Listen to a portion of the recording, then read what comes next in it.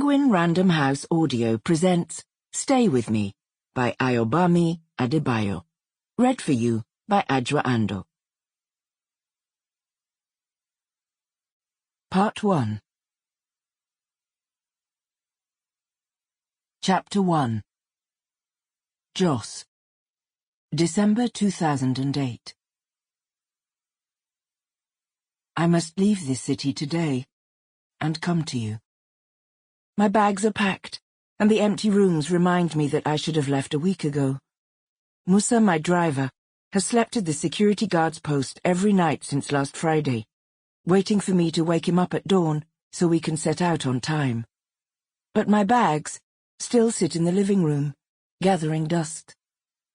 I have given most of what I acquired here, furniture, electronic devices, even house fittings, to the stylists who worked in my salon. So every night for a week now, I've tossed about on this bed without a television to shorten my insomniac hours. There's a house waiting for me in Ife, right outside the university where you and I first met. I imagine it now. A house not unlike this one. Its many rooms designed to nurture a big family. Man, wife, and many children. I was supposed to leave a day after my hairdryers were taken down. The plan was to spend a week setting up my new salon and furnishing the house. I wanted my new life in place before seeing you again. It's not that I've become attached to this place. I will not miss the few friends I made, the people who do not know the woman I was before I came here, the men who over the years have thought they were in love with me. Once I leave, I probably won't even remember the one who asked me to be his wife. Nobody here knows I'm still married to you. I only tell them a slice of the story. I was barren, and my husband took another wife. No one has ever probed further, so I've never told them about my children. I have wanted to leave since the 3 corpers in the National Youth Service program were killed.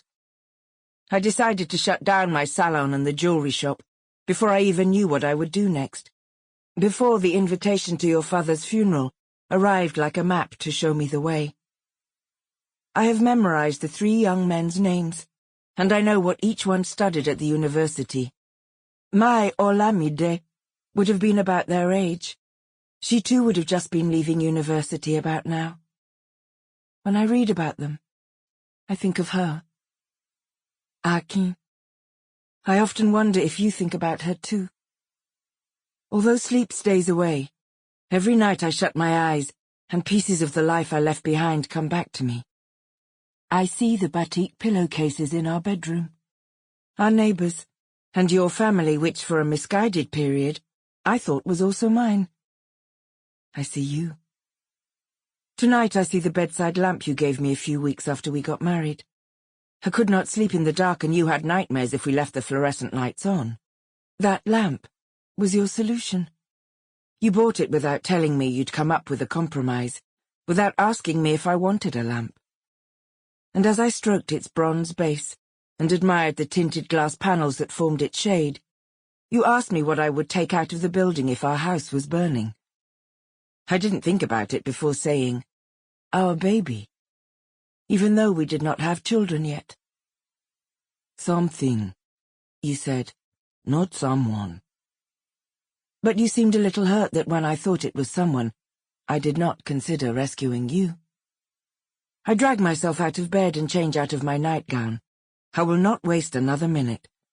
The questions you must answer, the ones I've choked on for over a decade, quicken my steps as I grab my handbag and go into the living room. There are 17 bags here, ready to be carried into my car. I stare at the bags, recalling the contents of each one. If this house was on fire, what would I take? I have to think about this, because the first thing that occurs to me is nothing. I choose the overnight bag I'd planned to bring with me for the funeral, and a leather pouch filled with gold jewelry. Musa can bring the rest of the bags to me another time. This is it, then. 15 years here, and though my house is not on fire, all I'm taking is a bag of gold and a change of clothes. The things that matter are inside me, locked up below my breast as though in a grave, a place of permanence, my coffin-like treasure chest. I step outside. The air is freezing, and the black sky is turning purple in the horizon as the sun ascends. Musa is leaning against the car, cleaning his teeth with a stick. He spits into a cup as I approach, and puts the chewing stick in his breast pocket. He opens the car door. We exchange greetings, and I climb into the back seat. Musa switches on the car radio and searches for stations. He settles for one that is starting the day's broadcast with a recording of the national anthem. The gateman waves goodbye as we drive out of the compound.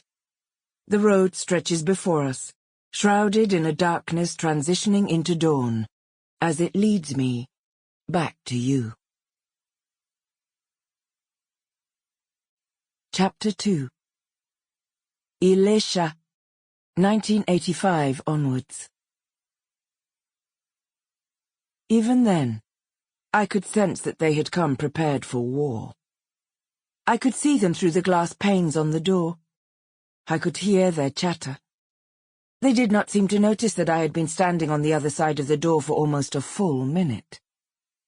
I wanted to leave them standing outside and go back upstairs to sleep.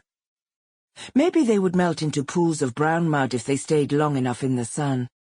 Iya Martha's buttocks were so big that, if melted, they would have taken up all the space on the concrete steps that led up to our doorway. Iya Martha was one of my 4 mothers. She had been my father's oldest wife. The man who came with her was Baba Lola, Akin's uncle. They both hunched their backs against the sun and wore determined frowns that made their faces repulsive. Yet as soon as I opened the door, their conversation stopped, and they broke into smiles. I could guess the first words that would come out of the woman's mouth. I knew it would be some lavish show of a bond that had never existed between us. Yejide, my precious daughter. Iya Martha grinned, cupping my cheeks with moist and fleshy hands. I grinned back and knelt to greet them. Welcome, welcome. God must have woken up thinking of me today.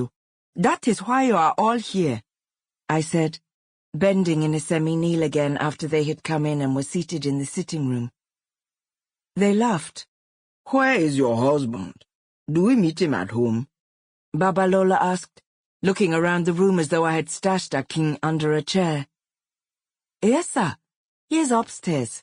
I'll go on and call him after I serve your drinks. What should I prepare for food? Pounded yam? The man glanced at my stepmother as though, while rehearsing for the drama that was about to unfold, he had not read this part of their script. Iya Martha shook her head from side to side. We cannot eat. Get your husband. We have important things to discuss with the 2 of you. I smiled, left the sitting room area and headed for the staircase. I thought I knew what important things they had come to discuss. A number of my in-laws had been in our home previously to discuss the same issue. A discussion consisted of them talking and me listening while on my knees. At those times, Akin pretended to listen and jot notes while writing his to-do list for the next day. No one in the series of delegations could read or write, and they were all in awe of those who could. They were impressed that Akin wrote down their words. And sometimes if he stopped writing, the person speaking at the time would complain that Akin was disrespecting him or her by not noting anything down. My husband often planned his entire week during such visits, while I got terrible cramps in my legs. The visits irritated Akin, and he wanted to tell his relatives to mind their own business, but I would not allow it. The long discussions did give me leg cramps, but at least they made me feel I was part of his family. Until that afternoon, no one in my family had paid me that kind of visit since I'd got married.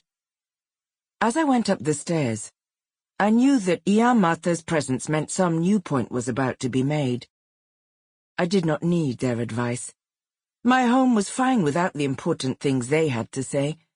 I did not want to hear Baba Lola's hoarse voice being forced out in between coughs, or see another flash of Iya Martha's teeth. I believed I had heard it all already anyway, and I was sure my husband would feel the same way. Sample complete. Ready to continue?